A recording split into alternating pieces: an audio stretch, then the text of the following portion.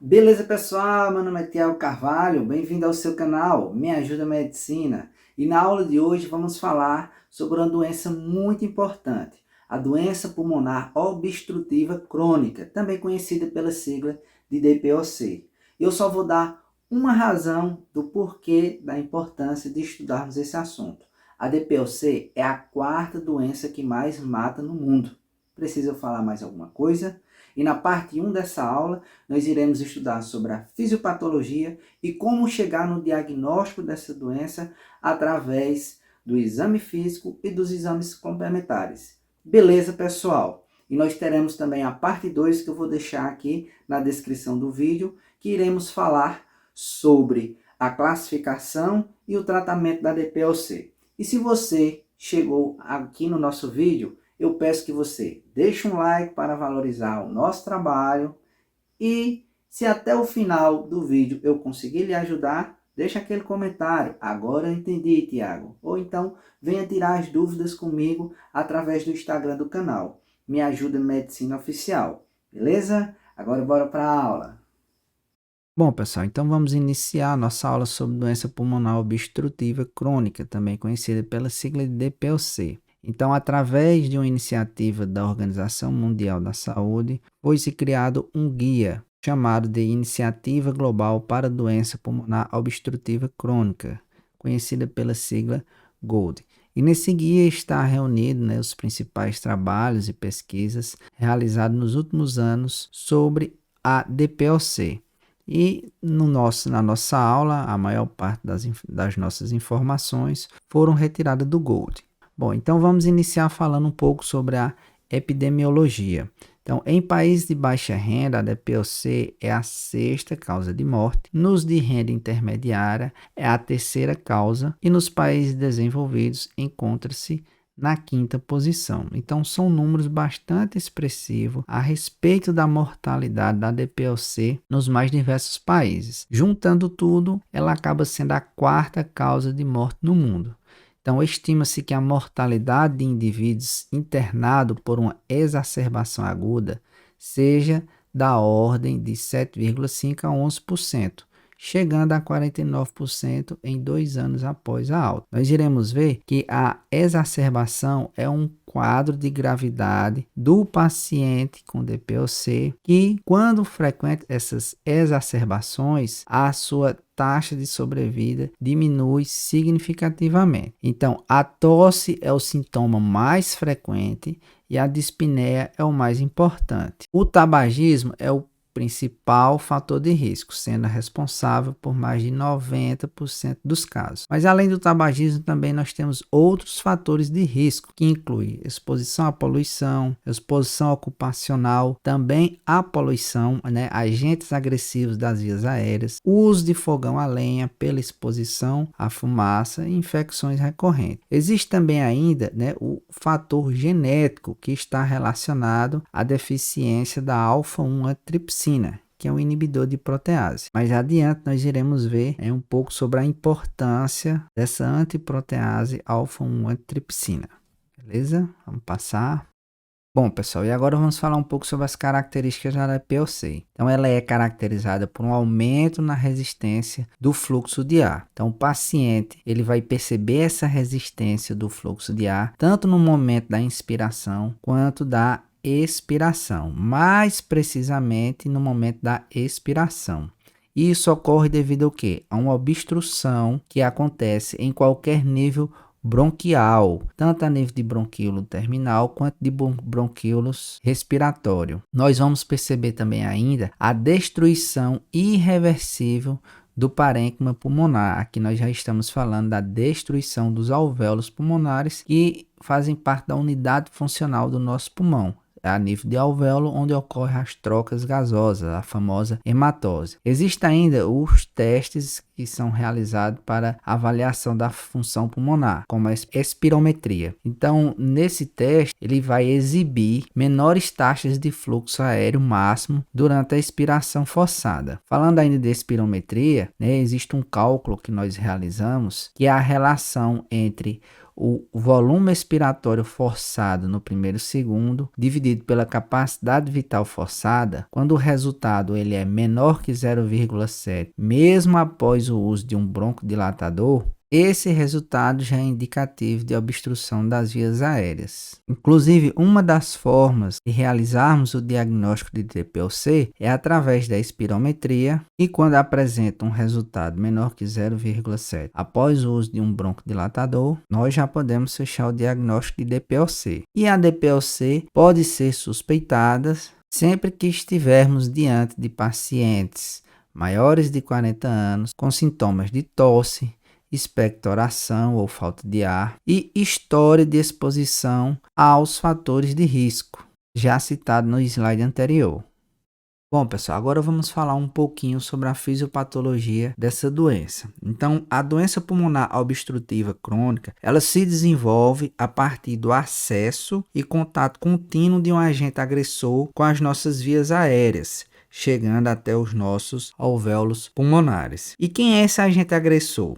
Como nós vimos lá nos fatores de risco, o principal deles é a fumaça do cigarro, com suas partículas tóxicas nocivas. Então, esse contato contínuo e prolongado com esse agente agressor, ele produzirá uma resposta inflamatória crônica, vindo a causar uma inflamação crônica. E como é que se dá essa inflamação crônica? Na tentativa de eliminar essas partículas tóxicas presentes no alvéolo pulmonar, células de defesas, como macrófagos e neutrófilos, são recrutados para a região onde está presente essas partículas tóxicas. Nesse momento, uma resposta inflamatória é iniciada pelos macrófagos e neutrófilos que irão tentar fagocitar e destruir essas partículas, onde citocinas inflamatórias são liberadas para auxiliar no processo dessa resposta, além da produção e liberação de proteases, que são enzimas digestivas liberadas sobre o agente agressor na tentativa de destruí-lo, para facilitar a fagocitose e a eliminação pelos macrófagos e neutrófilos. Só que, como nós já sabemos,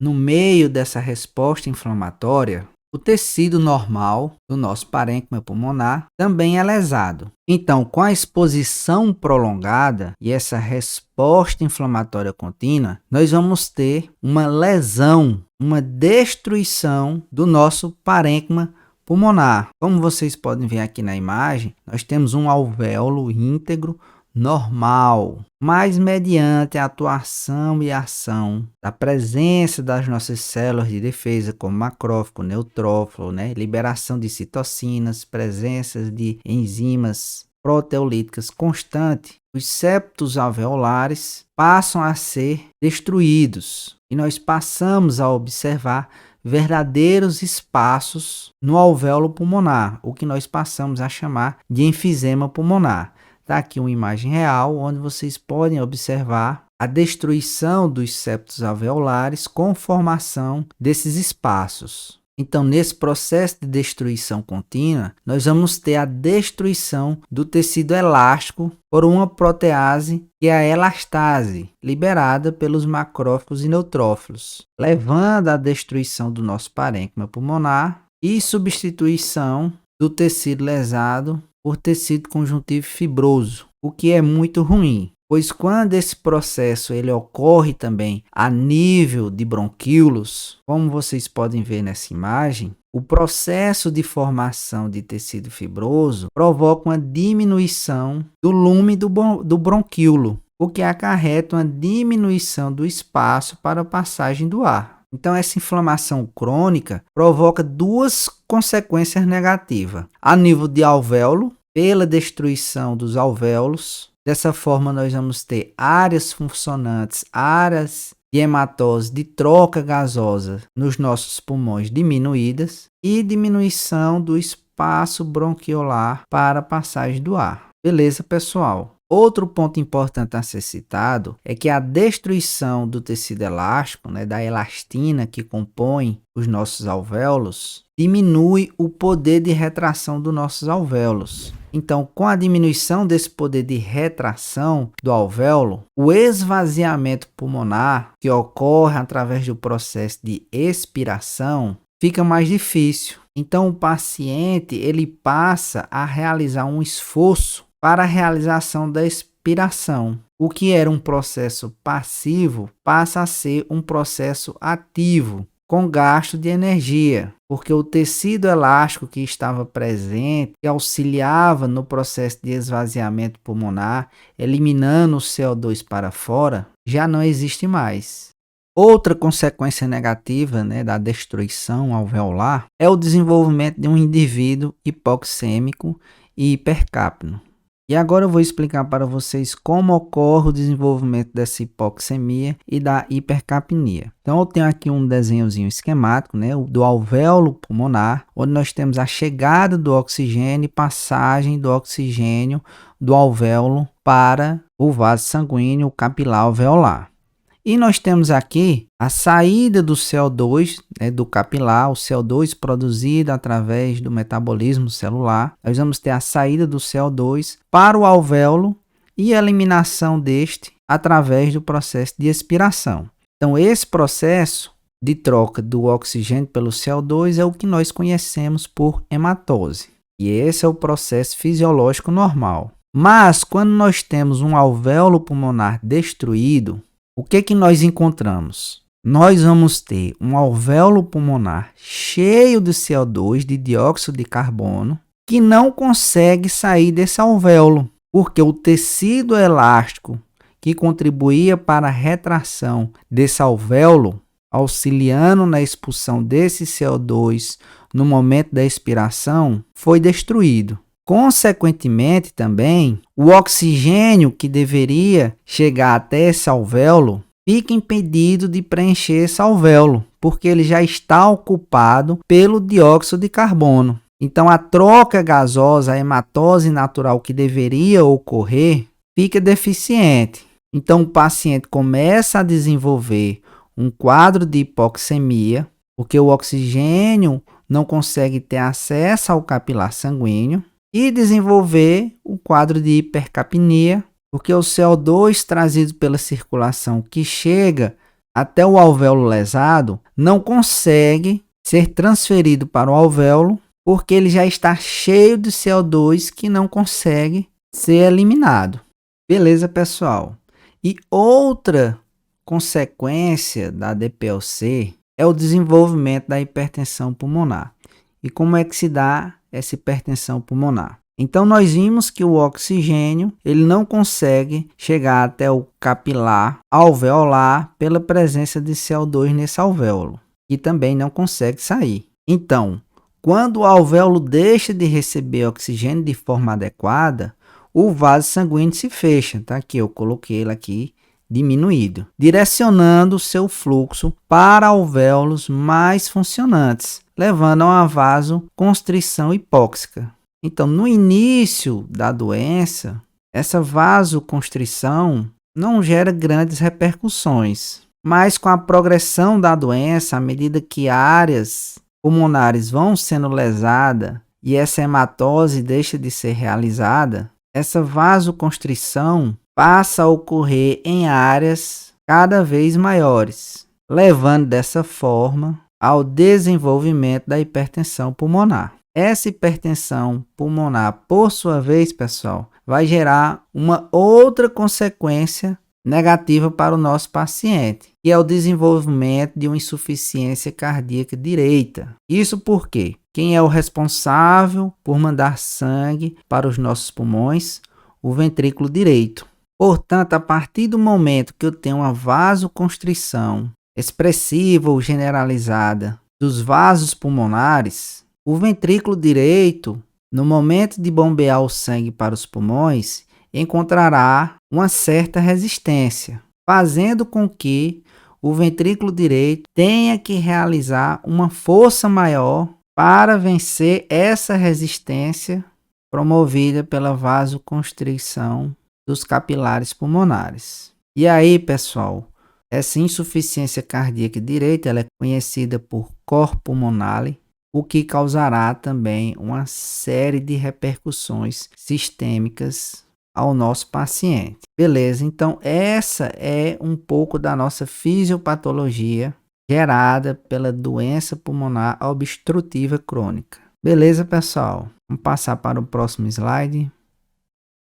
Então, pessoal, com o contato contínuo e prolongado desses agentes agressores, nós vamos ter uma inflamação crônica, que essa inflamação crônica, como nós acabamos de ver, promoverá uma lesão tecidual tanto a nível de brônquios quanto de alvéolos pulmonares. Então, as duas condições, tanto a de bronquite crônica quanto a de enfisema, irão coexistir no mesmo paciente, sendo que uma se desenvolverá mais em relação à outra. Em relação às lesões promovidas a nível bronquial, o que nós podemos encontrar nesse paciente? Vai ser um paciente onde ocorrerá um excesso da produção de muco, nós vamos ter uma hiperplasia das glândulas submucosas e acinares, então esse aumento dessas glândulas é o que explica esse excesso da produção de muco. Os locais de lesão serão substituídos por tecido fibroso, que irá promover um enrijecimento e um estreitamento do lume bronquiolar, diminuindo dessa forma a passagem do ar. A dispneia ela é leve e de aparecimento tardio. As infecções são comuns nesses pacientes, porque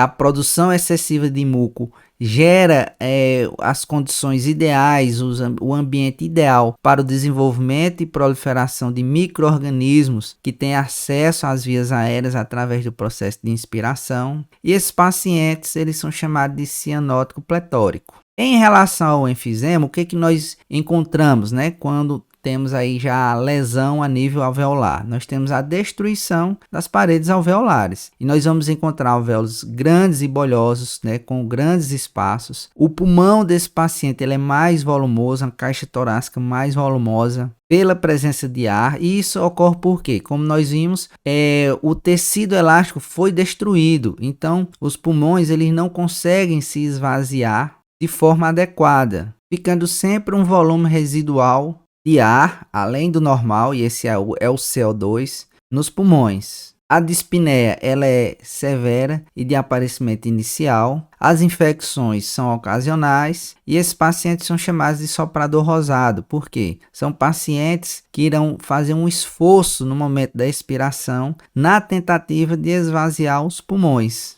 pela deficiência do tecido elástico que foi destruído. Beleza, pessoal? Mas hoje em dia esses fenótipos aqui de cianótico pletórico e soprador rosado, ele vem sendo pouco utilizado, até porque as duas condições coexistem no mesmo paciente. Beleza? E eu quero aproveitar o momento também para falar um pouco sobre a alfa-1 antitripsina. Como nós vimos, não é só a exposição a agentes agressivos que pode causar a DPOC. Existe também um fator genético. E o fator genético está diretamente relacionado com a deficiência da alfa-1 antitripsina, que é uma antiprotease. E o que é isso, Tiago? Antiprotease. Bom, no momento do processo inflamatório, as células de defesa, macrófagos e neutrófilos irão liberar proteases, enzimas que irão degradar proteínas. Entre elas, nós temos aqui a elastase, que irá degradar o tecido elástico. E o papel da alfa-1 antitripsina é inibir a ação dessas proteases. Então, ela é uma antiprotease, que inibe a ação das proteases. Então, pacientes que possuem deficiência de alfa-1 antitripsina são fortes candidatos ao desenvolvimento da DPOC por fator genético. Inclusive, uma vez diagnosticado a DPOC naquele paciente, é obrigatório a solicitação das concentrações de alfa-1 antitripsina para que se possa descartar o desenvolvimento da doença pulmonar obstrutiva crônica por fator genético. Beleza, pessoal?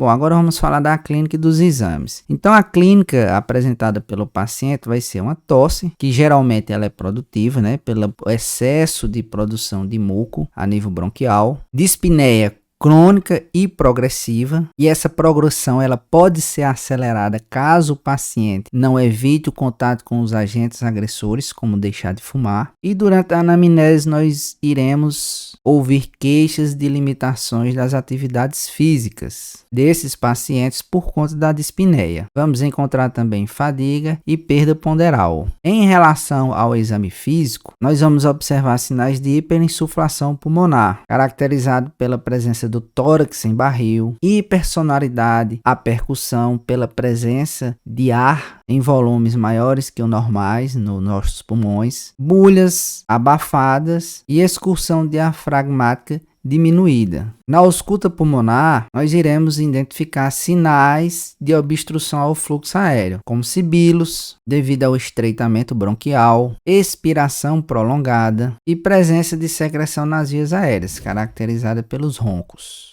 Em relação aos exames diagnósticos, o padrão ouro é a espirometria, que vai ser a relação entre o volume expiratório forçado no primeiro segundo pela capacidade vital forçada. O resultado, como falamos lá no início, será menor que 0,7, o que caracteriza já a DPOC. Então, essa relação é feita pelo volume máximo que o paciente consegue expirar, pelo volume máximo que o paciente consegue expirar. Então, diante de um quadro de DPOC, o volume expiratório forçado, ele tende a ser um valor bem inferior do normal. Isso porque tanto o paciente não consegue encher o pulmão de ar, porque já existe a presença de ar nos pulmões, né, que é o CO2, quanto também o paciente não consegue expulsar o ar contido nos pulmões pela presença da fibrose e perda elástica. Beleza, pessoal? Bom, outros exames que nós podemos solicitar é a radiografia de tórax. E o que nós podemos encontrar como achado? Nós vamos ter a retificação do diafragma, né? O diafragma, ele tende a ser um pouco mais plano. A cúpula diafragmática, ela tende a ser menos proeminente pela sua retificação, né? Como o pulmão ele está cheio de ar, ele tende a aplanar esse diafragma. Vamos ter também uma hipertransparência pulmonar. A área escura, né, que caracteriza a presença de ar, ela fica mais destacada. Vamos ter um coração alongado. Esse pulmão hiperinsuflado nos permite a visualização de um número maior do que 8 costelas. Vamos observar também a elevação das costelas. As costelas elas tendem a ficar mais retas, ao contrário do seu direcionamento normal, que é para frente e para baixo. Vamos observar também um aumento do diâmetro antero-posterior desse paciente, bem como aumento aqui da área retroesternal. E por fim o aumento do comprimento pulmonar. Então esse tórax aumentado, né, que também é chamado de tórax em barril, ele ocorre devido ao quê? A presença de ar contínua nos pulmões que não conseguem ser eliminados na expiração, por falta da retração elástica diminuída. Só que esses achados da radiografia de tórax, ele é um achado tardio. No início da doença, nós não conseguimos encontrar esses achados, beleza, pessoal? Mas nós temos a tomografia de tórax, que já nos permite visualizar o enfisema, a destruição alveolar com formação de grandes espaços e bolhas nos pulmões. Então nós vamos ter aqui uma redução da densidade, né, áreas mais escuras, como nós estamos vendo aqui nessas imagens, né, aqui são as áreas de enfisema, e a depender da localização dessas lesões, ela receberá uma classificação que pode ser chamada de paraseptal, centroacinar, panacinar e irregular, sendo a centroacinar a presente em 95% dos casos, que é caracterizado pela presença de lesões mais centrais. O eletrocardiograma também pode vir alterado, como eu já falei, com a progressão da doença, o paciente ele pode vir a ter uma hipertensão pulmonar e obrigará o ventrículo direito a trabalhar com mais força para vencer a resistência vascular pulmonar. Então, no eletrocardiograma, nós podemos encontrar um traçado que indique sobrecarga de ventrículo direito, onda P apiculada e desvio do eixo para a direita. Em relação ao hemograma, nós podemos ter um aumento do hematócrito, porque como esse paciente ele não é oxigenado de forma adequada, né, o oxigênio ele não consegue de forma eficiente chegar até os alvéolos e passar para os capilares pulmonares, o nosso corpo passa a produzir mais hemácias na tentativa de solucionar essa questão. E a anemia pode estar presente em 25% dos casos. Beleza, pessoal? Como eu falei anteriormente, a dosagem de alfa-1 antitripsina para todos é obrigatória. Beleza?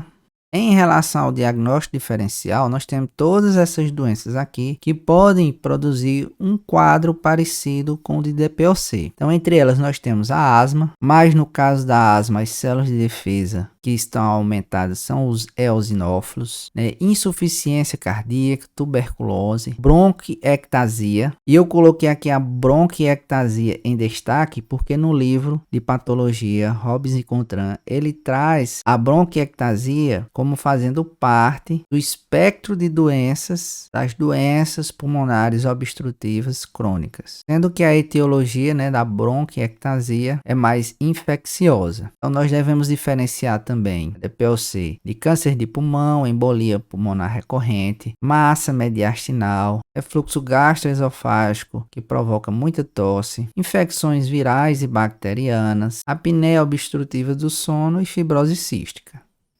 Beleza, pessoal? Estou aqui de volta. E aí, gostaram da nossa aula sobre a fisiopatologia e de como chegar no diagnóstico? Muito importante. E se eu conseguir lhe ajudar até aqui, deixa aquele comentário. Agora eu entendi, Tiago. Se ficou alguma dúvida, nos procura no Instagram do canal. Me Ajuda Medicina Oficial. Beleza, pessoal? E não esqueça da parte 2, tá aí na descrição do vídeo, onde falamos sobre a classificação e tratamento. E lembre-se, nem só de pão viverá o homem, mas também de muito estudo. Deus abençoe a todos e até o nosso próximo encontro.